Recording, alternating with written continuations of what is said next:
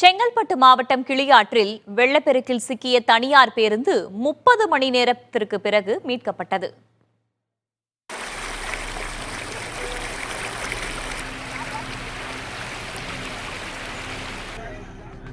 இரண்டு நாட்களாக பொழிந்து வந்த கனமழை காரணமாக மதுராந்தகம் ஏரியிலிருந்து 8000 கன அடி தண்ணீர் கிளியாற்றில் சென்றது.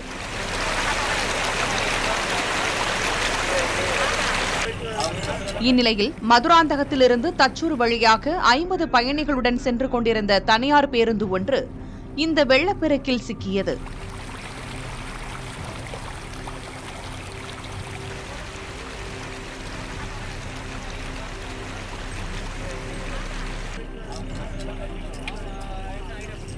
சகாய நகர் அருகே நேரிட்ட இந்த சம்பவத்தில் பேருந்தில் இருந்த பயணிகள் நீர்மட்டம் ஏறும் முன்பாக அப்பகுதி மக்களால் பத்திரமாக மீட்கப்பட்டனர்.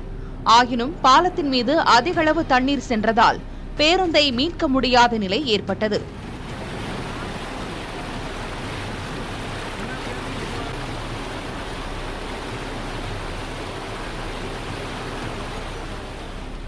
இந்நிலையில் தண்ணீர் வரத்து குறைந்ததால் ஜேசிபி இயந்திரம் மூலமாக கயிறு கட்டி பேருந்தை மீட்டனர்.